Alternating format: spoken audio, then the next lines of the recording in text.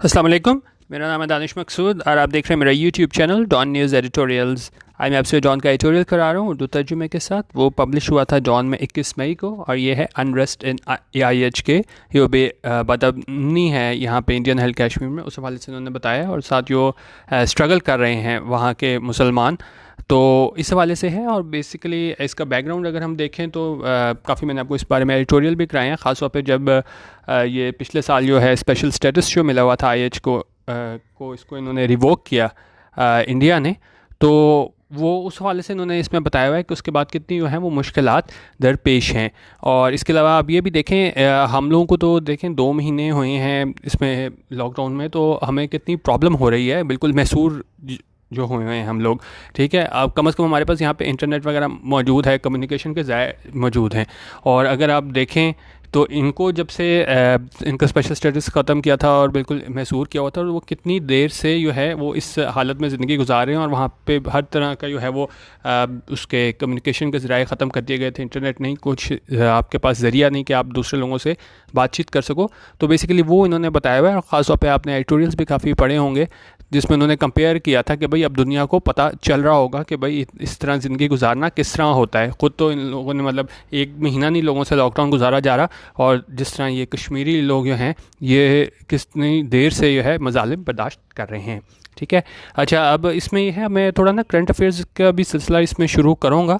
तो अब आप लोगों ने मुझे इसमें ये बताना है कि एक तो एक स्पेशल आर्टिकल है इंडियन कॉन्स्टिट्यूशन में जिसके तहत इनको जो है स्पेशल स्टेटस हासिल था IHK के लोगों को। आपने एक वो कमेंट में बताना है, उस आर्टिकल मतलब 100 नंबर था आर्टिकल का, 200 था, क्या था वो चीज़ बतानी है। दूसरी चीज़ आपने बतानी है कि इंडिया ने कब ये स्पेशल स्टेटस जो है वो ख़त्म किया था, एग्जैक्ट डेट बतानी है। तो बाकी अभी मैं व्हाट्सएप ग्रुप में अपने वो तो शेयर कर रहा हूँ आपसे डॉन की हाईलाइट्स वगैरह, उसमें भी मैं कोशिश करूँगा कि करंट अफेयर्स का भी जो है ना वो पोर्शन उसमें शामिल करूँ। अभी तो सिर्फ न्यूज़ पे ज़्यादा मेरा ध्यान है, लेकिन अब उसमें करंट अफेयर्स का पोर्शन भी करूँगा। और बाकी आप इसमें कमेंट ज़रूर कीजिएगा, ठीक है, ताकि आप लोगों की तरफ से भी थोड़ी पार्टिसिपेशन होनी चाहिए। अच्छा, अब हम इसमें देख लेते हैं एडिटोरियल में क्या है। आज भी मैंने उर्दू में लिखा है ज़्यादा इसके मीनिंग्स वगैरह, तो वो भी आप PDF जो है वो यूट्यूब की डिस्क्रिप्शन पे जाके ले लीजिएगा। ये मेरा चैनल है डॉन न्यूज़ एडिटोरियल्स, यहाँ से, ठीक है। अच्छा, अब ये इसमें क्या कह रहे हैं, इसमें खासतौर पर इन्होंने बताया है कि किस तरह जो है वो इंडिया वाले, उनकी फ़ौज है वो कोशिश कर रही है कि इनकी जो स्ट्रगल है उसको दबाया जाए। और उस सिलसिले में वो है, आपने काफ़ी इनके जो फ्रीडम फाइटर्स हैं उनको इन्होंने शहीद भी किया, लेकिन उन्होंने कहा कि वो इनकी जो आज़ादी की जो ख्वाहिश है और एक आपके अंदर एक जज्बा है उसको ख़त्म करने में नाकाम रहे हैं। ठीक है, इस वाले से हम देख लेते हैं। कह रहे violence revisited held Kashmir on Tuesday as Indian forces gun down a Hizbul Mujahideen fighter in Srinagar. उनका वॉयलेंस तशद्दुद रिविजिटेड होता है दोबारा चीज़ अगर हो ना, वहाँ पे देखा गया, मतलब पहले भी जुल्म होता रहा है, तशद्दुद होता रहा है, लेकिन हमने दोबारा जुल्म देखा। कहाँ पे मतलब कहाँ पे हमने देखा, हेल्ड कश्मीर ऑन ट्यूसडे, कब, ट्यूसडे को हमने देखा जब दोबारा ये तशद्दुद की लहर हमें वहाँ पे नज़र आई। और किस तरह नज़र आई, as Indian forces gun down a Hizbul Mujahideen fighter in Srinagar, जहाँ पे जो इंडियन फोर्सेस थे उन्होंने गन डाउन कर दिया, यानी गोली मार दी किसे, हिजबुल मुजाहिदीन के फाइटर को। कहाँ पे, श्रीनगर में। This follows the killing of another Kashmiri fighter Riaz Naiko earlier this month in Pulwama। अच्छा, this follows मतलब उन्होंने कहा एक तो ये अभी से गोली मारी है श्रीनगर में, और ये इससे पहले क्या हुआ था। दिस फॉलोज़ का मतलब ये है कि इससे पहले भी एक इवेंट हुआ था, उसके बाद ये वाला इवेंट हुआ है। अब वो पुराने वाले इवेंट की बात कर रहे हैं, इससे पहले क्या इवेंट हुआ था, उसमें क्या हुआ था कि killing of another Kashmiri fighter, उन्होंने कहा एक और कश्मीरी फाइटर है उसको भी जो है वो शहीद कर दिया गया था, और उसका क्या नाम था, रियाज नायको। अर्लियर दिस मंथ, इस महीने के शुरू में उसे कहाँ पे, इन पुलवामा में शहीद कर दिया गया था। उन्होंने कहा एक तो इसे इन्होंने शहीद किया श्रीनगर में, और इससे पहले जो है रियाज नायको को पुलवामा में शहीद किया था। उनका sadly for the Kashmiri people, उनका अफसोस की बात यह है कि कश्मीरी लोगों के लिए this cycle of bloodshed and humiliation is nothing new. उन्होंने क्या अफसोस की बात किया है कि कश्मीरी लोगों के लिए जो है ये साइकिल क्या होता है, जिस तरह उसका एक ही चीज़ बार बार हो ना, वाक़यात का एक तसलसल हो, कि जिस तरह अभी जुल्म हो रहा है तो उसके बाद फिर जुल्म हो रहा है। जिस तरह उन्होंने 2 एग्जांपल्स देके भी बताए हैं कि एक शहीद किया, उससे पहले उन्होंने एक दूसरा शहीद किया था, तो एक साइकिल है जो चलता रहता है। तो वाक़यात का एक ऐसा सिलसिला ये बात आगे से जो है वो दोहराया जाता है। तो उन्होंने कहा ये साइकिल है किस चीज़ का, ब्लड शेड का, खून रेजी का एंड ह्यूमिलिएशन का, ज़िल्लत का। उनका इज़ नथिंग न्यू, ये नया नहीं है, ये जारी है। सिर्फ ये तो 2 लोगों की एग्जांपल है, इससे पहले भी जो है वो इसी तरह का होता रहा है कि वहाँ पे कश्मीरी फाइटर्स हैं उनको जो है वो शहीद किया जाता है। इनफैक्ट दर हकीकत the people of the occupied region have been putting up with for the past several decades. अच्छा, पुटिंग अप विद क्या होता है, किसी चीज़ को बर्दाश्त करना। उन्होंने कहा दर हकीकत ये है कि जो लोग हैं ऑक्यूपाइड रीजन के, जिनको पे कब IHK के लोग जो हैं have been putting up with, यानी वो बर्दाश्त कर रहे हैं ये सब कुछ, सारा जुल्म और बर्बरियत कब से, for the past several decades. उनका पिछली कई दहाइयों से ये लोग हैं बर्दाश्त कर रहे हैं। The gun battle in which Indian forces killed Junaid Ashraf Sehrai, a business graduate and fighter, lasted nearly 12 hours as security forces surrounded a neighborhood in Srinagar's old town. फिर अब पहले 2 लोगों की एग्जांपल दी है और अब किसकी एग्जांपल दे रहे हैं।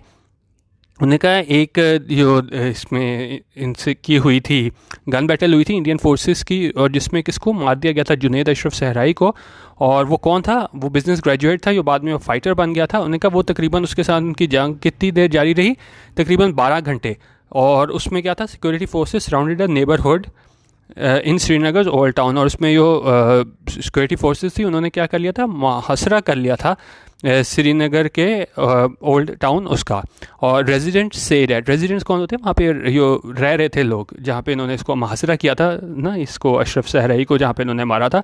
तो उन्होंने कहा वहाँ के जो रहने वाले लोग थे उन्होंने क्या कहा, उन्होंने कहा से the Indian soldiers set houses on fire. Set houses on fire होता है घर जला देना।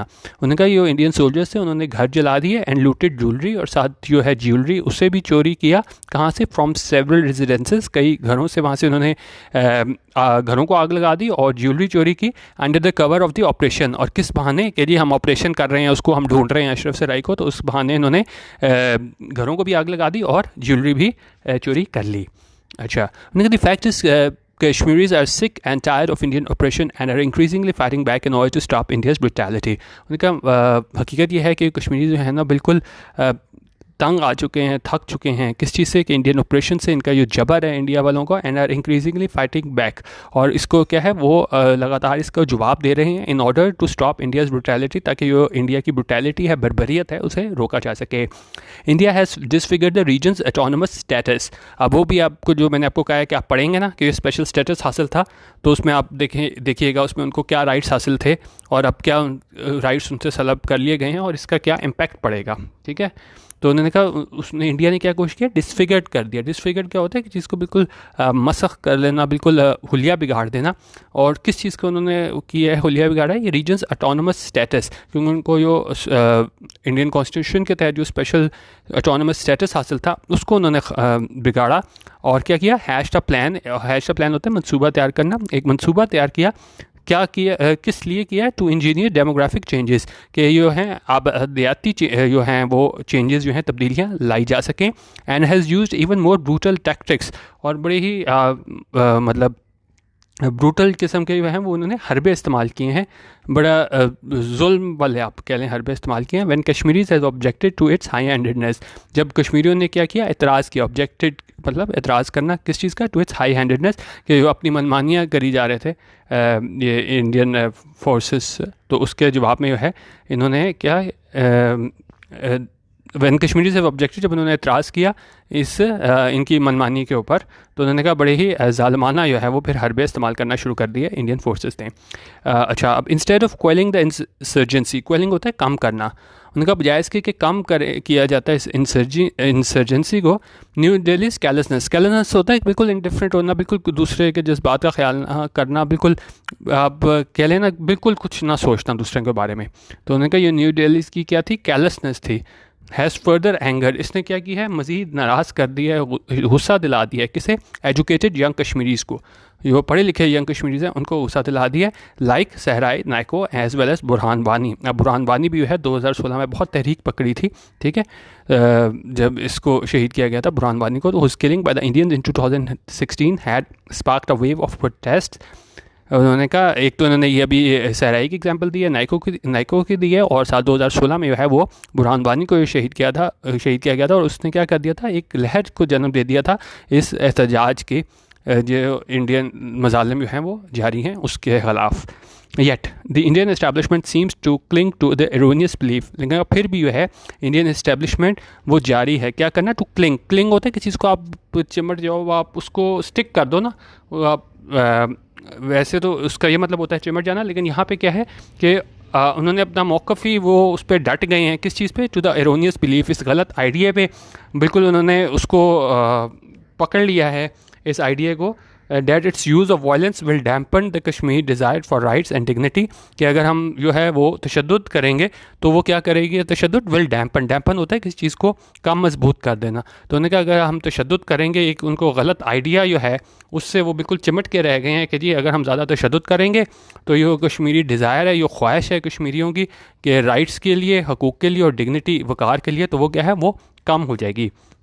मोर इंडियन एडवेंचरिज्म होता है मुहिम जो है अलॉन्ग द LOC, उन्होंने कहा ये इंडिया जो जारहाना कार्रवाइयाँ कर रहा है कहाँ पे, along the LOC line of control के साथ, has raise temperatures with Pakistan, इसने क्या किया है, रेज टेम्परेचर्स विद पाकिस्तान कर लिया, यानी कि ताल्लुकात में तनाव आया है पाकिस्तान में, और ज़्यादा जो है यहाँ पे मसाइल मतलब ज़्यादा ने जन्म दिया है, क्योंकि आपने देखा होगा काफ़ी यहाँ पे कैजुअल्टीज़ भी हुई हैं, पिछले हफ्ते ही काफ़ी कैजुअल्टीज़ हुई हैं अलॉन्ग LOC, तो उन्होंने कहा इसने जो है वो रेज टेम्परेचर्स का मतलब होता है टेंशन में इजाफा कर देना, ठीक है, तो उसने कहा इंडिया और पाकिस्तान की भी टेंशन में इस वजह से इजाफा हो गया है।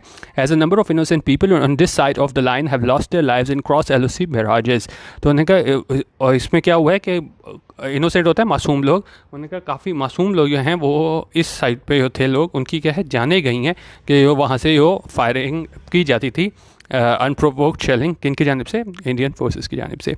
New Delhi is playing a dangerous game, उन्होंने कहा न्यू दिल्ली जो है वो एक ख़तरनाक गेम खेल रहा है, crushing Kashmiris in the occupied territory, जिसमें ये क्या है बिल्कुल क्रश कर रहा है, कुचल रहा है कश्मीरियों को इन ऑक्यूपाइड टेरिटरी, इस जगह पे जो जिस पे इन्होंने काबिज़ हैं, and stocking tensions with Pakistan at the time, और उस टाइम पे वो टेंशंस बढ़ा रहा है पाकिस्तान के साथ, when the covid pandemic is rattling the world, जब बिल्कुल उसने कोविड-19 जो पैंडमिक है उसने बिल्कुल हिला के रख दिया है किसको, दुनिया को।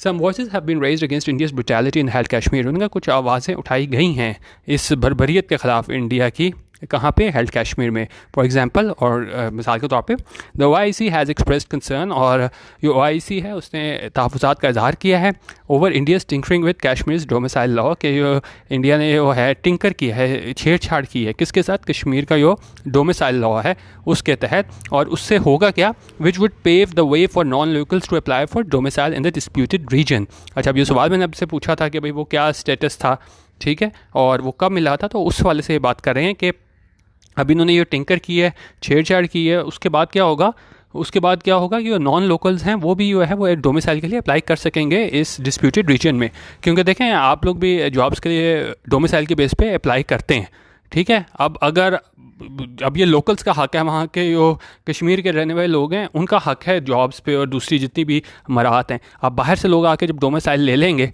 तो फिर ज़ाहिर है उनका जो है वो कंपटीशन बढ़ जाएगा और उनका हक़ जो है वो मारा जाएगा, और इंडिया वाले भी कोशिश यही कर रहे हैं कि इस सारे डोमिसाइल को जो है वो ताकि इसमें चेंज लाएं डोमिसाइल लॉ को, ताकि कश्मीरियों को उनका हक़ ना मिले और बाहर से जो हिंदू आबादी वहाँ पे आए और वहाँ पे जाके जॉब्स और दूसरी मराहत जो है वो हासिल कर ले।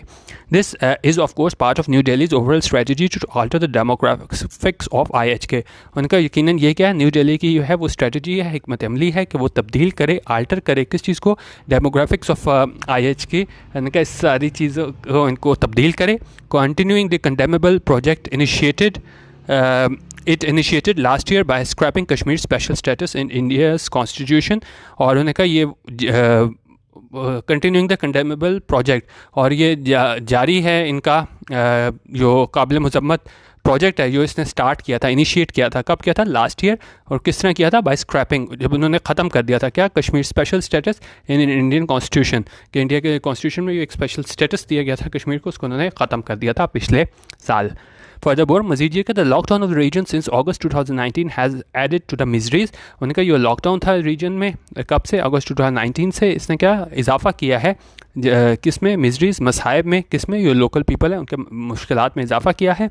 फॉर एग्जांपल मिसाल के तौर पे द कम्युनिकेशंस ब्लॉकेज, क्योंकि जिस तरह मैंने आपको शुरू में बताया कि वहाँ बिल्कुल कम्युनिकेशन ब्लॉकेज है, आप कोई ज़रिया नहीं है लोगों से बातचीत कर सको इंटरनेट वगैरह की सारी है वो फैसिलिटीज़ वगैरह बंद थी। तो उन्होंने कहा जो कम्युनिकेशन है ब्लॉकेड है। उसने क्या किया, उसने हैम्पर्ड किया, रुकावट डाली है किस चीज़ में, the fight against corona virus and IHK, क्योंकि वहाँ पे इतना ज़्यादा इनका जुल्म इन लोगों ने किया हुआ था, बिल्कुल महसूर किया हुआ था। तो उस वजह से उन्होंने कहा कि मुतासिर हुई है, ये फाइट है किसके अगेंस्ट, इस कोरोना वायरस के अगेंस्ट भी। As India has blocked high speed internet, उन्होंने कहा इंडिया ने जो है वहाँ पे हाई स्पीड इंटरनेट जो है उसको ब्लॉक किया हुआ है। डॉक्टर्स का कहना है this has had a major impact on keeping in touch with patients. उन्होंने कहा इसकी वजह से हमारे लिए पॉसिबल नहीं है कि हम जो है वो उनके जो on keeping in touch with patients, यानी कि उनके साथ जो है वो तालमेल या ताल्लुक़ कायम रख सकें, क्योंकि उनको कोई इन्फॉर्मेशन ही नहीं हासिल, जब आपके पास कोई ज़रिया नहीं है, ठीक है। और बीच में इन्होंने ये कोविड-19 की वजह से क्वारंटाइन वाला भी सिलसिला आ गया था।